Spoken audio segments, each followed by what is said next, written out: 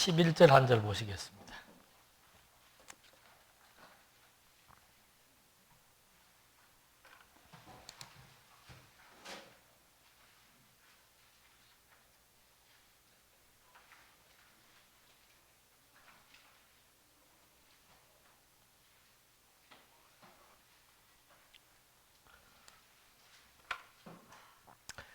어, 12장 11절 내 아버지께서 너희에게 무거운 멍에를 매게 하였으나 이제 나는 너희의 멍에를 더욱 무겁게 할지라. 내 아버지는 채찍으로 너희를 징계하였으나 나는 정갈 채찍으로 너희를 징계하리라. 한 절만 봉독해 드렸습니다.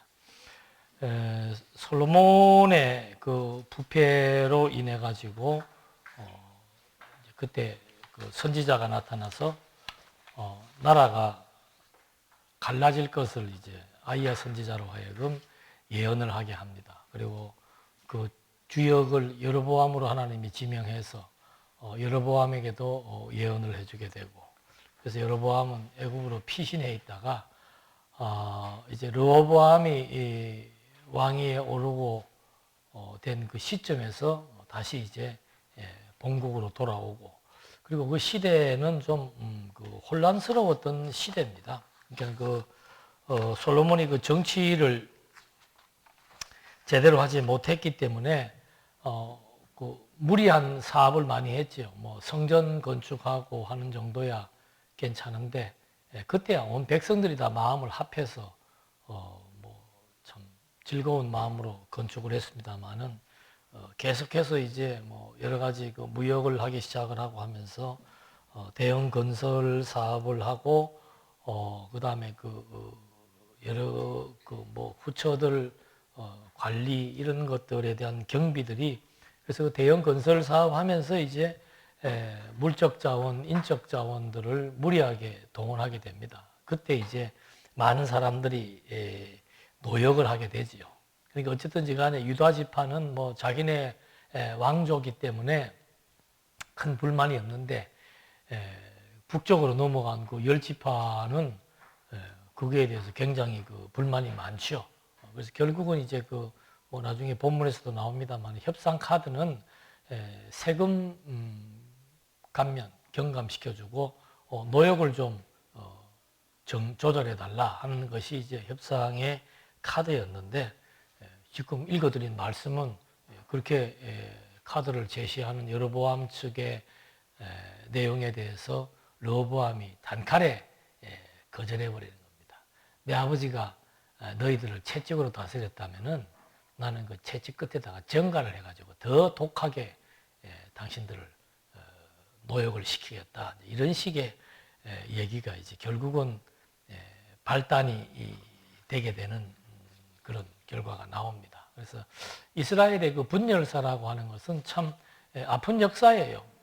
천년 아브라함 이후 천년 만에 왕국 12지파가 한 마음이 되어가지고 나라가 창건되었다가 불과 한 80년 지나고 난 다음에 다시 다윗, 그 다음에 솔로몬, 그 다음 세대를 못 넘기, 결국은 솔로몬 때 그렇게 해야 되는데 하나님이 솔로몬 당대는 하지 않겠다고 말씀하시고 그 아들 르호보암 때 나라가 분열되는, 그게 한 300년 갔죠. 우리나라 지금 남북 분열된 것도 1950년 이후로부터 지금까지 뭐 꽤 시간이 흘렀습니다만은 거기에 비교하면은 이스라엘의 그 분열 역사는 뭐 더 장기간 지속되어지는 그런 그 역사가 됩니다. 그래서 이 분열되게 되는 것이 이제 결국 하나님의 뜻이라고 지금 이제 오늘 이제 확인하겠습니다만은 계속 그렇게 나타나고 있죠. 그래서 이 분열에 반대되는 것은 통합입니다.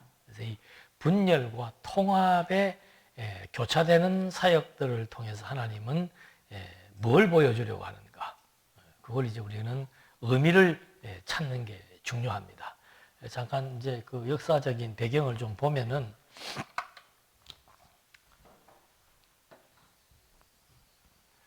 하나님께서 아브라함에게 나라에 대한 약속을 했습니다. 그래서 이 아브라함이 그 나라를 구성하는 그 백성들이 아브라함의 씨로 말미암아 번성된다라고 하는 그 혈통에 대한 중요성을 이때 강조를 합니다. 그리고 그 500년 뒤에 이제 모세 때 이제 바야흐로 그 민족이 형성이 됩니다. 이제 민족이라고 하는 말이 이제 여기서 나오는 거예요.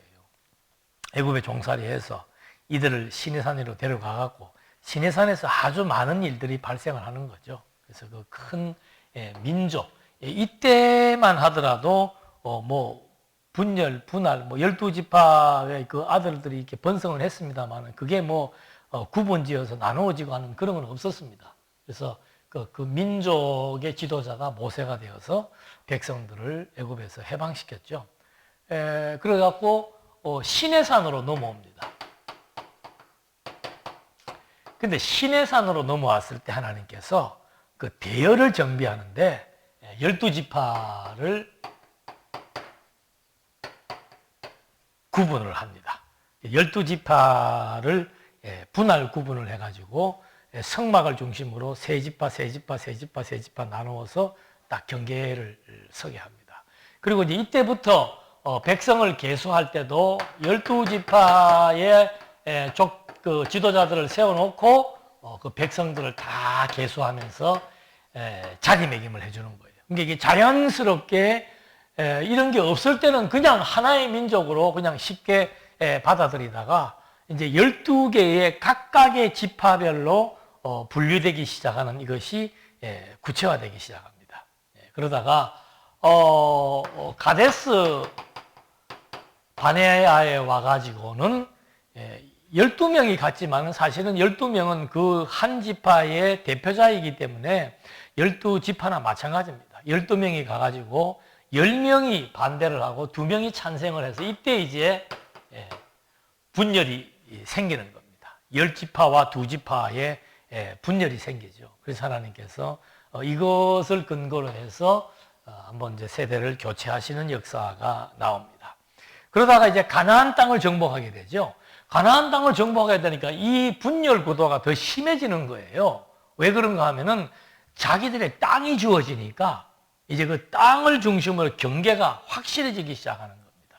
그래서 가나안 땅에 들어갔을 때 지파별 이기주의가 이제 가나안 땅에 들어가서 여호수아, 사사기 이를 통해서 한 300여 년 동안 이제 가나안의 정착 기간에 이때는 이제 완전히 분할 구도죠. 12지파가 각각으로 분할되어지는 지파별 이기주의가 이제 이때 조성이 됩니다. 그러다가 이제 이런 그 기간을 거쳐서 오다가 다윗 때 와가지고 이제 처음으로, 이게 모세 때 이제 12지파에 대한 구분을 짓기 시작했다가 500년 뒤에 다윗 때 와가지고 이제 통합이 되는 거죠. 12지파가 하나로 통합이 되어가지고 12지파를 총괄하는 왕국이 세워지는 거예요. 그래서 다윗의 왕국 했을 때 그 의미는 분할되고 분산되고 분열되었던 12지파가 이제는 지역별 이기주의 또는 지파별 이기주의를 버리고 하나로 통합되는 이제 엄청난 큰 하나의 상황이 전개되게 되는 겁니다. 그래서 여기서는 이제 통일왕국이 생기는 거예요. 이렇게 해서 전개되면 참 좋은데 하나님께서 왜 이렇게 분열을 시키는가라고 하는 의미를 우리가 이제 찾아야 되겠지요. 그런데 그 다음 아들 이제 솔로몬 때 와가지고 큰 사업이 뭔가 하면 성전이에요. 성전을 건축하는 것이 이스라엘 민족에게 가장 큰 수건 사업인 이유는 하나님께서 모세 때 이 나라의 정체성을 제사장 나라로 규정해 주었기 때문에 제사를 드릴 수 있는 안정된 장소가 필요한 거죠. 그러니까 이 이전까지는 천막으로 만들어 가지고 제사를 드리다가 이때는 이제 건물로 성전을 아주 호화롭게 건축을 하게 됩니다. 그런데 이 성전 건축을 해놓고 불과 몇 년이 지나지 않아서 거기에 우상, 그 다음에 산당 이런 게 생기기 시작하는 겁니다. 이 산당들이 이제 조금씩 신약 시대에 와서는 그 잔재가 회당이 되는 거예요. 그러니까 예루살렘이라고 한 장소에만 국한되어진 한정된 그 성전이 결국은 그 성전 안에 우상도 생기게 되고 여기저기 사람들이 원하는 대로 종교 혼합이 생기기 시작하는 겁니다. 그래서 우상 숭배가 성행하게 되는 하나님이 가장 싫어하시는 모세 때 시내산에서 준 계명의 첫째가 뭡니까? 나 외에 다른 신성 비지 마라. 그리고 우상을 만들지 말라. 근본 가장 중요한 것이 나 외에 다른 신은 없다. 그러니까 다른 신 섬기려고 하지 말고 그 다른 신을 형상화해서 우상을 만들어서 거기에 절하지 말라. 그게 첫 번째, 두 번째 가장 중요한 계명인데 그 계명을 성전을 만들어 놓은 솔로몬이 그 계명을 어기게 되는 겁니다. 그래서 하나님께서 아이야 선지자를 보내가지고 여로보암과 솔로몬에게 다 이제 나라의 분열을 예고해 주는 겁니다. 이 나라가 완전히 크게 두 왕국으로 나뉘게 되고 북쪽으로는 10지파, 남쪽으로는 베냐민이 남게 되는 거죠. 그래서 이 베냐민은 사실은 그 지리적으로 유다하고 바로 붙어 있습니다. 바로 붙어 있기 때문에 베냐민을 남겨두게 되고 베냐민 지파가 유명한 게 사울이죠. 구약에서도 사울이고 신약에서도 사울이에요. 바울, 사울. 그게 다 베냐민 지파인데 거기하고 유다만 남고 나머지는 이제 다 북쪽으로 분열되게 됩니다. 그래서 이 솔로몬의 아들 르호보암 때 와서 남북이 분열되어지는 거죠. 그러니까 사실은 이 분열에 대한 단초, 이거는 솔로몬이 바로 우상숭배라고 하는 가장 결정적인 범죄에 의해서 하나님이 선지자를 보내서 분열시키겠다라고 얘기를 하신 거고, 그 다음에 이제 여로보암에게도 가서 네가 10지파를 데리고 북쪽으로 가라 하는 것에 대한 예언을 주게 됩니다. 그래서 이런 이제 솔로몬 뒤에 르호보암이 왕이 됐는데 이 상황 자체는 솔로몬으로부터 이어받았던 경제적인 어려움을 그대로 안고 있는 거죠. 그래서 세금도 많이 걷어야 되고 또 백성들을 노역에 불러가지고 아주 가혹하리만큼 옛날 노예 때, 애굽의 노예 때처럼 그런 가혹한 일을 시키는 그런 상황이었어요. 그런 상황에서 여로보암 즉 북쪽 사람들의 협상 제안은 그건 협박용이 아니에요. 실제로 좀 그렇게 하고 싶은 생각도 있었던 거죠. 세금을 좀 감면해달라. 그리고 우리가 너무 힘드니까 이 고역을 좀 가볍게 해달라라고 하는 두 가지 의견을 제시했을 때 읽어드린 말씀이 르호보암이 한 그런 말이 되는 겁니다. 그래서 이렇게 전개되어지는 이스라엘 역사에서 그러니까 이때 이제 분열이 되기 시작해서 결국은 722년도에 북쪽은 망하게 되죠. 왕조가 완전히 무너져 버리게 되는 겁니다. 그리고 남쪽은 609년도부터 538년, 요 70년 여간 동안. 그러니까 여기는 분열 상태에 있다가 여기에서는 완전히 이제 분산되어져 버리는 겁니다. 북쪽은 북쪽대로, 남쪽은 남쪽대로, 온 127개의 도성으로 다 흩어져서 분산되게 되죠.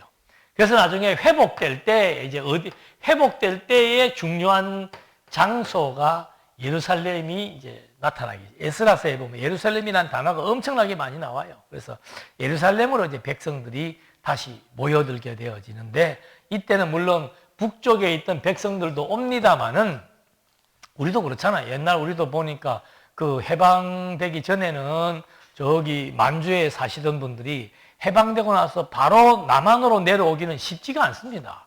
거기에 내 생활 기반이 있기 때문에 그게 쉬운 일이 아니에요. 그래서 지금 이 파사왕 고레스도 강제적으로 얘기한 게 아니고 여러분들이 가고 싶은 사람은 본국으로 가라 했을 때 많은 사람들이 바벨론에 남아있기도 하고 다른 도성에 남아있기도 하고 북쪽 사람들도 역시 마찬가지로 이제 막 혼혈족이 되어가지고 아수르 지역에 남아있기도 하고 북쪽 그쪽 사마리아 중심으로 해서 남아있기도 하고 그런 상태에서 예루살렘으로 이제 유다 지파 사람들이 모여들게 되는 거예요.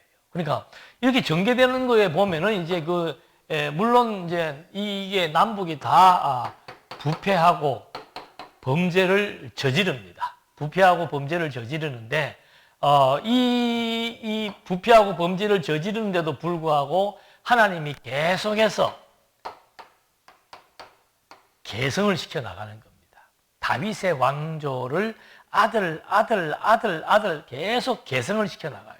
그래서 그 역대기에 보면은 다윗의 묘실이라는 단어가 엄청나게 많이 나와요. 예.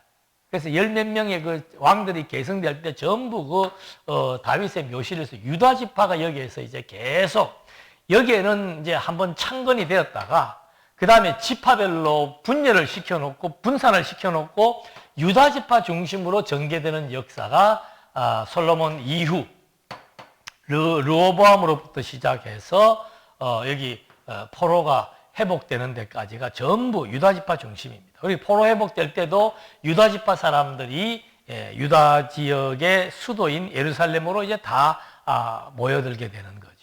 그리고 나서 한 100여 년 지나고 난 뒤에 4세기부터 예수님 오실 때까지 400년 동안 뭐 그냥 각자 흩어져 살게 되는 겁니다. 그러면서 유다는 이제 이렇게 계속해서 하나님이 연결시켜서 보존해 오는 거죠. 그래서 그 역사적 의미를 뭐 중간에도 말하겠습니다만은 이렇게 되어지는 모든 것이 결국은 하나님의 언약 그리고 하나님의 예언. 왜 하나님이 분열했음에도 불구하고 남쪽 유다를 보호하시는가? 라고 하는 것에 대한 질문. 그게 이제 결국은 하나님의 언약에 대한 절대성, 언약에 대한 신빙성, 이런 것들을 분명하게 보여주어서 하나님은 반드시 약속을 이루시는 여호와다.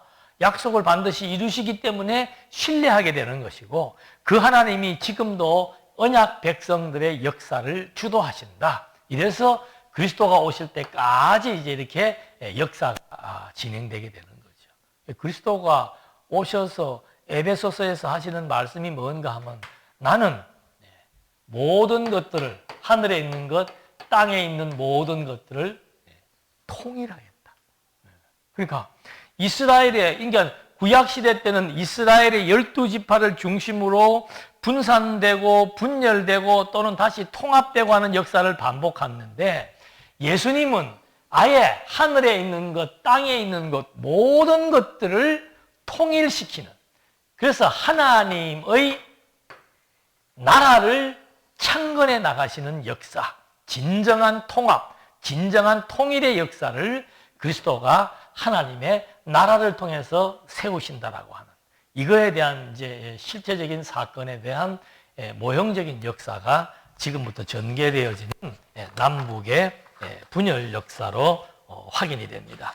그래서 그 분열을 하게 된다는 것에 대한 예언은 이미 이제 해줬습니다. 그래서 분열된다는 것은 하나님의 뜻이라고 하는 것을 이제 확인시켜 주었는데 그 과정이 이제 르호보암의 부패를 통해서 그 과정이 하나하나 설명이 되어지는 거죠. 그래서 아까도 말씀드린 대로 그 시대적으로 봤을 때는 여로보암이 복귀를 합니다. 애굽에서 나와가지고 복귀를 해서 에브라임 지역에 있고 그 다음에 그 북쪽 사람들이 세금 감면 노역 그 경감에 대한 요구를 합니다. 그때 지혜로운 노인들 장로들이 그 르호보암과 그 주변에 있는 비서관들에게 조언을 하죠. 어떻게 했으면 좋겠습니까? 백성을 섬겨라. 간단한 얘기예요. 백성들을 섬겨라. 백성들을 편안하게 해줘라. 이런 그 조언을 했는데 어리석은 그 소년들은 완전히 뭐 과거로 말하면 우리 전두환 군부 쿠데타 이렇게 했을 때 그 군인들 TV에 많이 나왔잖아요. 그런 거하고 똑같아요. 탱크가 시민을 짓밟는 그런 역사처럼 이때도 완전히 이때도 뭐 군주제도 아닙니까? 군주 왕이 왕권에 의해서 나라를 다스리는 시대였는데 그래서 아버지 솔로몬이 아들에게 너에게 왕권이 주어졌지만 그 근본적인 권세는 하나님의 것이라는 것을 잠언을 통해서 설명해 줬는데 이 지금 르호보암이 뭐 처음 되면서부터 그 권력의 힘에 의해서 보이는 게 없었던 거죠. 그래서 진지한 그 어른 장로들의 그 조언을 무시하고 젊은 완전히 전제 군주 통치에 의해서 가혹한 정책을 그냥 더 밀어붙이게 되는 겁니다. 그렇게 되면은 반드시 무리가 따르게 되는 거죠. 이게 정치라고 하는 것도 이게 하여튼 지혜로운 정치자들은 이 성경에 있는 원리들을 당신들이 공부는 안 했겠지만 그런 원리들과 유사한 사고들을 가지고 있는 거예요. 어떤 문제가 발생을 했을 때 그 문제를 바로바로 그냥 막 상대방의 적들을 초토화시키려고 하지 않고 그냥 그것을 놔두면서 이것이 더 표면화가 자연스럽게 되고 그 다음에 국민들이 그 사실들을 자연스럽게 알게 되어져서 국민의 힘에 의해서 움직여 나가는 정치. 그게 민중정치예요. 그런데 그렇지 못한 독재자들은 내 눈에 거슬리는 거 있으면 즉각적인 반응을 보임으로써 더 큰 화를 초래하는 정치의 근대사도 마찬가지입니다만은 이 시대의 정치도 똑같은 거예요. 그렇게 아버지가 그렇게 했으면 아들은 정신을 좀 차려가지고 조신하게 해야 되는데 도리어 아버지 때보다 더 하겠다고 본인이 읽어드린 말씀처럼 선언을 하죠. 가중되는 어려움을 이제 더 가하게 됩니다. 그러면서 그 일에 대해서 12장 14절에 보면은 재밌는 얘기가 나옵니다. 나는 너희의 멍에를 더욱 무겁게 할지라. 내 아버지는 채찍으로 너희를 징계하였으나 나는 정갈 채찍으로 너희를 징치하리라 하니라 했는데 15절 말씀에 왕이 이같이 백성의 말을 듣지 아니하였으니 이 일은 여호와께로 말미암아 난 것이라. 여호와께서 전에 실로 사람 아히야로 느밧의 아들 여로보암에게 하신 말씀을 이루게 하심이더라. 그러니까 하나님께서 벌써 솔로몬 때 선지자 아히야를 통해서 솔로몬도 알게 해주었고 여로보암에게도 예언을 해준 겁니다. 그러니까 하나님의 예언을 이루시기 위해서 르호보암의 마음을 강팍하게 만들어 도리어 백성들의 원성을 사게 하고 나라가 분열되게 될 수밖에 없는 환경을 조성하신다 이 말입니다. 그러니까 나라의 분열도 결국은 누가 결정하는 겁니까? 이게 하나님이 해나가시는 거예요. 그러니까 절대 이런 사건들의 단면만 보고 얘기해서는 안 됩니다. 왜 하나님이 멀쩡한 나라를 분열시킵니까? 그런 하나님이 어디가 있습니까? 남북이 통합을 이루어야지 그걸 분열되게 하면 됩니까? 라고 생각을 하는 거죠. 근데 하나님의 뜻은 분열이 좋다, 통합이 좋다 그런 개념들이 아니에요.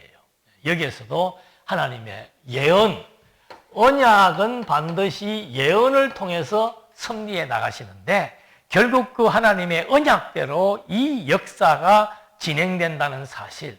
그래서 솔로몬에게 한 언약 이전에 다윗과의 언약이 있습니다. 그 다윗과의 언약은 왕위가 영원히 보존된다고 약속하신 거예요. 그래서 여기에 부패가 있을지라도 우선된 아히야를 통해서 남북은 분열시키지만 남쪽의 왕조를 끊어버리지 아니하고 계속해서 계승시켜 나가시고자 하는 약속을 하나님은 다윗에게 했기 때문에 그 다윗의 약속에 근거해서 이 왕조가 계승되어지는 역사를 통해 하나님이 어떠한 분이신 것을 우리에게 확인시켜 준다는 거죠. 그래서 여기에 지금 이제 또 이 일이 여호와께로서 말미암아 난 것이라고 하는 15절 말씀이 중요하게 나옵니다. 그 다음에 이제 분열로 말미암아 여로보암이 등극하게 되고 르호보암의 고집으로 협상이 불발되는데 여기에도 보면 12장 20절에 보면 그런 얘기가 나옵니다. 온 이스라엘이 여로보암이 돌아왔다 함을 듣고 사람을 보내 그를 공회로 청하여 온 이스라엘의 왕으로 삼았으니 유다 지파 외에는 다윗의 집을 따르는 자가 없느니라. 이것도 의미심장한 말이지요. 여로보암이 돌아와가지고 이제 민심이 완전히 유다 지파를 떠나버린 거예요. 르호보암의 그런 그 정치나 정책에 대해서 완전히 민심이 이반돼 버린 거예요. 그래서 10지파가 하나님의 언약대로 이 아히야 선지자의 예언대로 여로보암에게 백성들의 마음이 다 이제 쏠려가지고 유다 지파 외에는 전부 다윗을 따르지 않고 북쪽을 지지해가지고 나라가 창건되고 왕국이 두 개로 나누어지도록 섭리해 나가시는 하나님의 섭리 역사. 그래서 지금부터 전개되어지는 그 역사의 흐름은 솔로몬 때 시작된 우상 숭배는 있었지만 결국은 종교적인 부패, 그리고 분열, 그리고 범죄의 악순환이에요. 계속 남북이 부패와 범죄와 전쟁, 이 악순환 속에서 두 왕국이 대립된 상태에서 전개되는 역사가 열왕기서의 300여년의 역사로 기록되게 되는 겁니다. 그래서 결국은 그 남북이 분열되는데 여로보암이 등극하게 되고 온 민심이 이제 여로보암을 따르게 되고 다윗 왕조를 이탈하게 됩니다. 그렇게 될 때 스마야 선지자가 예언을 하게 되죠. 무슨 예언을 하는가? 오전에도 말씀드렸습니다만 르호보암이 가만히 있지 않습니다. 이거 유다 지파의 군사력은 막강합니다. 우리가 그 이스라엘 이 지형을 보더라도 이만큼이 유다 지파예요. 이만큼이. 그 다음에 여기 베냐민이 있고 요 위에 이만큼이 에브라임입니다. 에브라임은 북쪽 이스라엘을 끌어가는 아주 대표적인 지파고 군인들 수도 많고 이게 유다와 에브라임은 항상 이렇게 앙숙 관계에 있는 거죠. 그래서 저런 배경 속에서 결국 그 전쟁을 선포하려고 르호보암이 하니까 하나님께서 선지자를 보내가지고 24절에 그런 말이 나옵니다. 여호와의 말씀이 너희는 올라가지 말라. 너희 형제 이스라엘 자손과 싸우지 말고 각기 집으로 돌아가라. 이 일이 나로 말미암아 난 것이라 하셨다 하라. 참 신기하죠. 이런 좋지 않은 일은 숨기고 싶은데 하나님은 지금 계속해서 민심이 이반된 것도 르호보암이 지금 아주 그 협상을 파기시키는 것도 여호와로 말미암은 일이다. 그 다음에 백성들이 전부 여로보암을 따라서 다시 북쪽에 나라를 세우는 것도 여호와로 말미암은 일이다. 이렇게 지금 하나님이 이 역사의 주도권을 갖고 승리해 나가시는 것, 우리가 주목할 것은 왜 하나님이 지금 그렇게 하시는가? 이것만 이제 아까 미리 말씀드렸습니다만은 그 답을 하나하나 찾아 나가면 되는 거예요. 왜 하나님이 분열시키는가? 왜 백성들의 마음을 북쪽으로 향하게 했는가? 왜 르호보암의 마음을 강팍하게 했는가? 하나님의 예언을 이루시기 위한 겁니다. 그 예언을 이루셔서 무엇을 지금 백성들에게, 성경을 통해서 무엇을 우리에게 보여주려고 하시는가? 그게 관건인 거죠. 그게 의미예요. 역사적인 사건들에 대한 내용들은 정리하면 다 나옵니다만은 도대체 하나님이 왜 이 일이 여호와로 말미암았다는 사실을 지금 여기서 계속 반복해서 12장에서도 지금 3번씩이나 나오죠. 이렇게 해서 르호보암의 부패 사항이 나옵니다. 자, 남북이 분열되어져 가지고 북쪽으로 이제 여로보암이 올라갔습니다. 자, 여로보암은 통치를 어떻게 하는가 한번 보십시다. 이게 12장 25절로부터 나오게 되는데 12장 28절 한번 읽어보겠습니다. 이에 계획하고 두 금송아지를 만들고 무리에게 말하기를 너희가 다시는 예루살렘에 올라갈 것이 없도다. 이스라엘아, 이는 너희를 애굽 땅에서 인도하여 올린 너희의 신들이라 하고 하나는 베델에 두고 하나는 단에 둔지라. 이 일이 죄가 되었으니 이는 백성들이 단까지 가서 그 하나에게 경배함이더라. 자, 북쪽이 지금 올라가서 제일 먼저 하는 일은 뭔가 하면은 뭐예요? 산당을 만드는 겁니다. 근데 왜 여로보암이 산당을 만드는가 하면은 여로보암은 이 유다 왕조의 다윗 왕조의 권세가 어디에 있다고 생각을 하는가 하면은 성전과 제사에 있다고 생각을 하는 거예요. 맞기는 맞죠. 왜? 그게 성전에서 제사 지는 행위 자체가 권세가 있는 게 아니에요. 성전도 하나님이 지정해주고 하나님이 임재하신다고 약속했고 제사도 하나님이 거룩한 제사라고 명명해 주었고 제사를 드림으로써 백성들이 거룩해지는 거. 그래서 성전과 제사를 통해서 하나님과 이스라엘 백성들의 관계가 끊어지지 않고 유지되고 하나님이 이스라엘 민족의 하나님이라고 하는 사실에 대한 것들을 확증시켜 주는 것인데 여로보암은 그 이면의 하나님을 보기보다는 아이고 뭐 제도나 규칙이나 방법이나 그게 뭐 중요하냐? 우리도 그냥 똑같이 가짜지만은, 가짜 성전이지만은 예루살렘이 아니고 베델과 단에다가 정해놓고, 여기가 이제 유다고 여기가 예루살렘이에요. 예루살렘이에요. 예루살렘 바로 위에 뭐가 있는가 하면 베델이 있어요. 그러니까 이게 지금 우리나라 남북관계처럼 철조망을 쳐놓고 막 총칼을 갖다 내놨으면 일로 못 내려가는데, 이 남북이 각 분열되었기 때문에 뭐 유다 지역에 친척이 있거나 뭐 일이 있으면 내려갈 수도 있고, 제일 중요한 것은 뭔가 하면은 이 민족은 제사장 나라예요. 제사장 나라이기 때문에 날마다, 일주일마다, 월마다, 연마다 1년 내내 하나님께 어디에서? 예루살렘에서 제사를 드리는 특수한 나라다 이 말입니다. 그러니까 우리가 북쪽으로 가 있지만 우리도 이 제사장 나라의 정체성을 갖기 위해서는 뭐가 필요한 겁니까? 여기에 제단이 하나 필요하고 여기에 제단이 하나 필요한 거예요. 그래서 여기다가 산당을 갖다 놓고 여기다가 산당을 지어 놓고는, 자, 지금 이 이스라엘 백성들의 성막 안에 제일 중요한 게 뭡니까? 여기에 있는 언약궤잖아요. 언약궤가 하나밖에 없어. 그러니까 언약궤 대신에 여로보암은 뭘 갖다 놓은 겁니까? 금송아지를 갖다 놓은 거예요. 그리고는 그 금송아지를 놓고 설명하기를, 이 금송아지가 너희를 애굽의 종되었던 너희를 해방시켜준 역할을 했다고 얘기하는 거죠. 그래서 금송아지를 통해서 여호와를 생각나게 하는 거고, 남쪽은 언약궤를 통해서 언약의 하나님 여호와를 생각나게 하는 거고, 그래서 여기도 하나님이라는 명칭을 쓰고 여기도 여호와의 명칭을 쓰지만 이게 이제 잘못된 유사 종교가 된 거예요. 유사 야훼 종교가 돼버린 거예요. 이름은 쓰는데 내용에 들어가서는 금송아지, 언약궤 대신에 금송아지를 갖다 놓고 예루살렘 대신에 베델과 단이라고 하는 장소를 따로 구분해가지고는 혼합 종교가 생겨버린 거죠. 이 송아지는 애굽에서부터 섬겨온 겁니다. 유대인들은 아주 익숙한 게 송아지예요.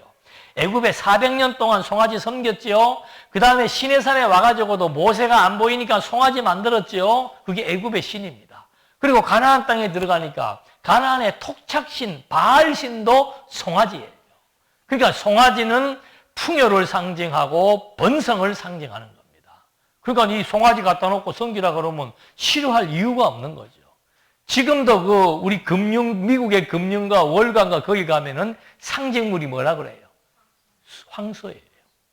그게 다 뭐 그렇게 뭐 의미 있겠는지는 모르겠습니다만은 그런 그 짐승들, 특별한 짐승들, 특별한 나무들, 이런 것들이 자꾸 신격화시켜서 섬기게 되는 우상숭배. 자, 남쪽의 르호보암은 더 포악해져 가지고 북쪽의 협상을 깨므로 말미암아 분열이 되었는데, 분열되고 난 북쪽의 여로보암의 범죄는 뭔가 하면은 이렇게 정해진 장소가 아닌 다른 곳에 산당을 짓고 거기에 언약궤 대신에 금송아지를 갖다 놓고 여호와를 섬기게 되는 그런 혼합 종교. 근데 남쪽은 이렇게 멀쩡하게 예루살렘에 성전이 있어도 그 성전 외에 또 다른 데다가 산당을 지어 놓은 거예요. 이게 회당으로 나중에 변화됐다 그러죠. 산당들을 지어 놓고는 그냥 자꾸 하나님이 정해놓은, 여러분 이스라엘 백성들이 한 50여일 동안 시내산에 모여가지고 하나님으로부터 그 제사의 규례를 받는 게 레위기서의 내용이에요. 제물은 어떻게 드려야 되고, 제사는 5가지인데 어떤 형식을 통해서 드려야 되고, 제사장은 또 하나님이 거룩하게 구별해 냈기 때문에 제사장은 어떻게 거룩하게 만들어야 되고, 막 온통 제사를 드리는 규례. 그리고 하나님의 백성들은 하나님이 거룩하기 때문에 그들도 거룩한 생활을 이러이러한 규칙과 원리에 의해서 살아야 되고, 그거 계속해서 설명해 준 거예요. 그러니까 이스라엘 백성들의 삶의 종교적인 것이나 그들의 생활적인 모든 것들은 전부 하나님이 정해주신 규례대로 살아야 되는 겁니다. 제사도, 제물도, 제사장도. 근데 나중에 여기에 보면은 제사장도, 여기는 제사장은 반드시 레위만 제사장 역할을 하도록 되어 있습니다. 하나님이 레위는 내 것이다. 그게 무슨 뜻인가? 레위를 대표로 중보로 삼아서 그 레위 지파를 거룩하게 만들어 놓음으로 말미암아 레위가 드리는 제사를 통해서 나머지 12지파의 사람들이 전부 거룩한 백성이 되도록 그들의 죄를 사해주는 역사를 대표자 레위를 통해서 하겠다고 하나님이 이렇게 정해놓은 거예요. 그러니까 제사는 반드시 레위 지파에서 나온 제사장에 의해서만 제사를 드려야 되는데 여기는 여로보암이 아무나 지명해버리는 겁니다. 나중에는 그래서 제사장도 권력이 돼가지고 돈 주고 사는 거예요. 남쪽은 내가 아무리 돈이 많고 권력이 있어도 제사장 반열에 들어갈 수가 없습니다. 레위 지파가 아니면은. 근데 북쪽은 돈 있고 권력 있고 하면은 제사장이 될 수 있는 거예요. 그래서 마음대로 제사장을 갖다 돈 주고 사고 팔기도 하는 행세들이 나중에도 나오게 됩니다만은 여로보암이 북쪽으로 이탈해서 하는 범죄 사항들이 바로 이런 범죄에 대해서 이 일이 죄가 되었기 때문에 북쪽은 이제 앞으로 계속 나오는 얘기가 뭔가 하면은 여기에 보면 여로보암의 길이라고 하는 게 나와요. 그게 무슨 말인가? 여로보암이 처음에 북쪽으로 올라가서 범행을 저질렀던 종교적인 범죄 부패 사항, 그걸 그대로 답습한다는 거죠. 그래서 그게 죄가 되어가지고 백성 결국은 이 북쪽이 나중에 망하게 될 것을 예고해 주는 겁니다. 그러면서 그 12장 28절에 그 얘기가, 이거 읽어드렸나요? 두 금송아지.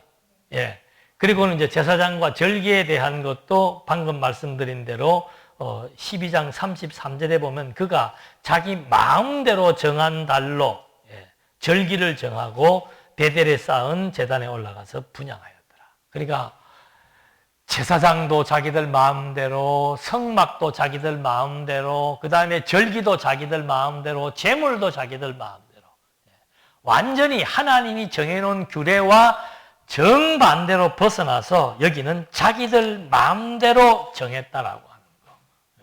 그건 하나님의 백성들에게 있어서는 있을 수 없는 가장 큰 범죄지요. 제사장 나라니까 제사가 제일 중요한 그 민족의 정신인데 그거는 철저하게 제사장이든 제물이든 성막이든 뭐 그 의식이든 모든 규례가 하나님의 정한 대로 하게 돼 있는데 북쪽은 자기들 마음대로 정해서 자기들 좋은 대로 행한다라고 하는 거. 그게 악이에요. 선이라고 하는 것은 뭔가 하나님이 좋아하시는 대로 따라가는 것이 선이고 악은 뭔가 인간이 주인이 되어서 하나님의 자리에 앉아서 자기들 마음대로 모든 것들을 결정하고 판단하고 집행해 나가는 이런 북이스라엘의 문제들이 여기서 발행을 한 겁니다. 그렇게 되니까 이제 선지자들이 예언을 합니다. 유다 선지자가 예언을 합니다. 그 르호보암의 아들 요시야가 무슨 예언을 하는가? 13장 2절에 보면은 산당 제사장을 제물로 드리는 것에 대해서 사람의 뼈를 내 위에 사르리라. 그러니까 북쪽이 산당 제사를 드리고 그 다음에 엉터리 제물을 드림으로 말미암아 사람의 뼈를 나중에 살라버리게 되고 제단이 갈라지고 재가 쏟아질 것이다. 제단 위에 있는 재가 쏟아져 버리는 표적, 그 다음에 제단이 반으로 쫙 갈라지는 표적, 이런 것들에 대한 예언을 하게 되는 겁니다. 그런 예언을 하는 이유는 예언이 그대로 이루어짐으로 말미암아 하나님의 권위를 보여주는 겁니다. 이게 하나님의 뜻대로 모든 하나님의 원칙, 하나님의 규칙대로 되게 되는데 여기는 사람들이 자기 마음대로 모든 걸 정해서 됐다는 거죠. 그거 아니다 이 말입니다. 그거 안 된다는 걸 보여주기 위해서 다시 선지자를 보내가지고 너희들이 만든 제단이 쫙 갈라져 버릴 것이고 제단 위에 있는 재가 다 쏟아져 버릴 것이다. 그걸 예언해 주는 이유는 뭔가? 너희들의 뜻대로 되지 않고 내가 정한 대로 된다는 것을 한 번 더 하나님의 권위를 입증시켜주는 그런 예언을 하게 됩니다. 그런 예언을 할 때 여로보암이 막 그 쪼개지는 걸 보고 막 잡으려고 하니까 손이 다 말라져 버렸다 그랬죠. 근데 손을 마르게 했다가 다시 간구하니까 다시 손이 회복되어지는 역사. 그런 표적들을 통해서 지금 하나님은 살아계신다. 북쪽 정신 차리라. 그걸 처음부터 보여주는 겁니다. 그런데 이제 나중에 이제 선지자를 하나님이 보냈는데 그 선지자에 대한 예언을 바꾸기 위해서 다시 또 거짓 선지자가 북쪽에 나타나게 됩니다. 그래서 그 북쪽 선지자가 결국은 거짓말을 하게 속여가지고 그 유다에서 파송된 선지자를 결국은 죽게 만드는 일이 벌어집니다. 그게 뭔가 하면은 너 여기 가서 예언하고 거기서 떡도 물도 먹지 말고 뒤도 돌아보지 말고 내려와라 했는데 거짓 선지자가 나타나가지고 천사가 여호와가 보낸 천사가 내게 예언하기를 너 지금 여기에서 떡도 먹고 물도 먹고 여기 머물라고 했다라고 얘기하니까 거기에 쏘가가지고 여기서 떡도 먹고 하다 결국 그 선지자가 죽게 되지요. 그런 이제 그 거짓 선지자에 대한 예언을 통해서 하나님의 예언이 제단이 갈라지고 제다 쏟아지는 예언도 적중되었고 하나님이 보낸 선지자가 하나님이 경고해준 말을 듣지 않고 일로 내려오지 않고 거기 머물면서 떡과 물을 먹음으로 말미암아 사자에게 뜯겨 죽는 예언의 성취 역사, 이걸 통해서 하나님의 절대 권위를 지금 계속해서 보여주고 있는 겁니다. 처음부터 이 일은 여호와로 말미암은 일이니라. 르호보암의 강팍함 여호와로 말미암은 일, 북쪽이 이쪽으로 올라가서 왕국을 세운 것도 여호와로 말미암은 일, 여로보암이 이런 자기 좋은 대로 엉터리 제단을 만들고 엉터리 우상을 갖다 놓고 엉터리 제사를 지닌 것도 여호와로 말미암은 일, 이 제단이 잘못된 제단인 것을 보여주기 위한 선지자의 예언대로 제단이 갈라지고 제가 쏟아지는 일이 여호와로 말미암은 일, 그것을 예언했던 선지자가 여기에 머물러서 떡과 물도 먹지 말고 본국으로 다시 와야 되는데 여기에 머물면서 떡과 물을 먹다가 여기에서 죽는 것도 여호와의 예언대로 된 일. 자, 몇 가지 일련의 이런 과정들을 보면서 계속 우리가 주목하는 것은 뭔가? 지금 이 분열의 역사가 여호와로 말미암아 집행되고 있구나. 그래서 그 분열의 역사가 여호와의 언약대로 이루어지는 역사라고 하는 것이 분명하구나.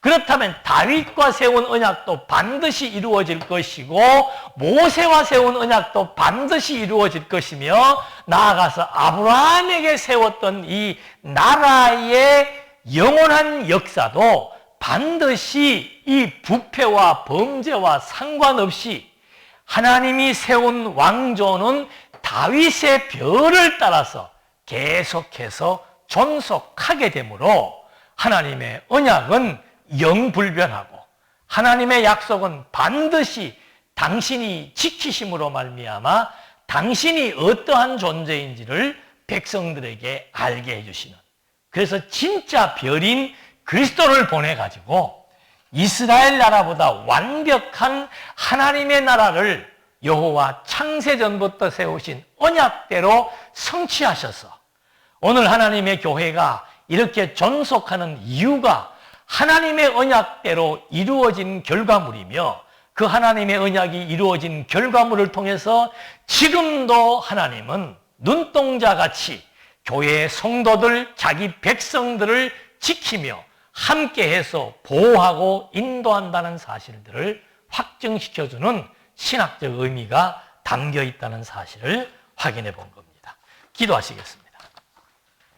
은혜와 사랑이 풍성하신 하나님 아버지, 이스라엘의 역사는 단순한 역사가 아닙니다. 하나님 살아계심의 역사이고 그 역사를 토대로 해서 그리스도께서 이 땅에 오셨고 그리스도께서 하나님의 나라인 교회를 세우셨으며 그 교회가 하나님의 언약대로 하나님이 함께 하시고 하나님이 지도하시고 하나님이 섭리하시며 보호하신다는 사실을 또 한 번 확증해 보면서 험난하고 예측할 수 없는 하루를 사는 우리들에게 하나님이 함께 하시고 하나님의 선한 뜻이 오늘을 살아가는 저희들을 통해서 아름답게 실현된다는 사실 앞에 다시 한번 감사드리며 예수님의 이름으로 기도드립니다. 아멘.